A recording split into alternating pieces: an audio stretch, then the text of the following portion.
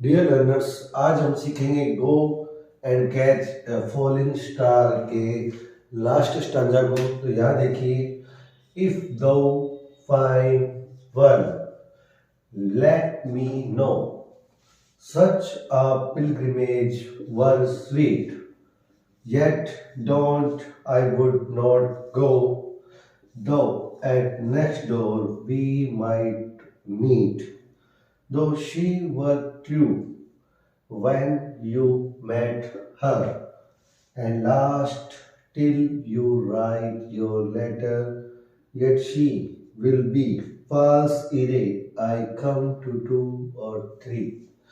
दोस्तों, इस स्टैंजा में गो and catch the falling star के लास्ट स्टैंजा में, जो कि 9 लाइंस का है, देखिए यहाँ पर जो पोइट क्या कह रहे हैं, जॉर्डन, इफ यू फाइंड, अगर आपको कोई ऐसा मिलता है, अपने रीडर को कह रहे हैं, इफ यू फाइंड वन, अगर आपको कोई ऐसा इंसान मिलता है, लेट मी नो, मेरे पास आओ और मुझे बताओ, मैं जानना चाहता हूँ।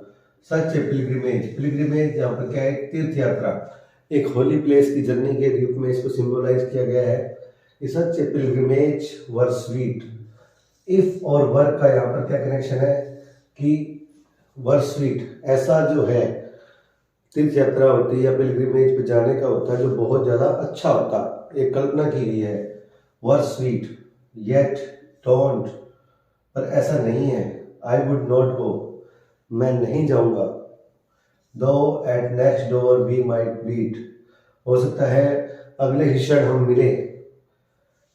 दो she were true when you met her, और जब आप उससे मिले होंगे, एक ऐसी औरत से जो आप सोच रहे होंगे कि मैंने उसे ढूंढ लिया, जो कि वफादार भी है और सुंदर भी है, तो क्या होगा, हो सकता है आप उसे मिले हो। And last till you write your letter, लेकिन जब आप उसे अपना एक पत्र लिखोगे, प्रेम पत्र लिखोगे, येट शी विल बी, यानी उस टाइम पर, फॉल्स, वह सही नहीं होगी, सच नहीं बोलेगी, झूठी हो जाएगी।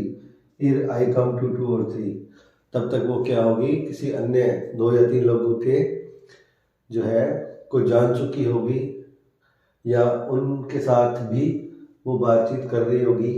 तो यहाँ पर जो पॉइंट कह रहा है कि कोई ऐसी एक औरत को ढूंढना जो कि सुंदर भी है और वफादार भी है, एक इम्पॉसिबल टास्क है। इसको उसने 7 इम्पॉसिबल टास्क के द्वारा शो किया है। और यहाँ पर इफ और वर्क का मतलब यहाँ पर क्या है, एक इमेजिनेशन है, एक कल्पना कर रहा है कि अगर अपने रीडर को कह रहा है कि अगर आप एक ऐसी औरत को ढूंढ भी लेते हैं तो मेरे पास आकर बताओ, ऐसी एक तीर्थ यात्रा बहुत अच्छी होती। सच ए पिलग्रिमेज वर स्वीट होता, ऐसा होता ना, बहुत अच्छा होता। ये डोंट, पर ऐसा नहीं है।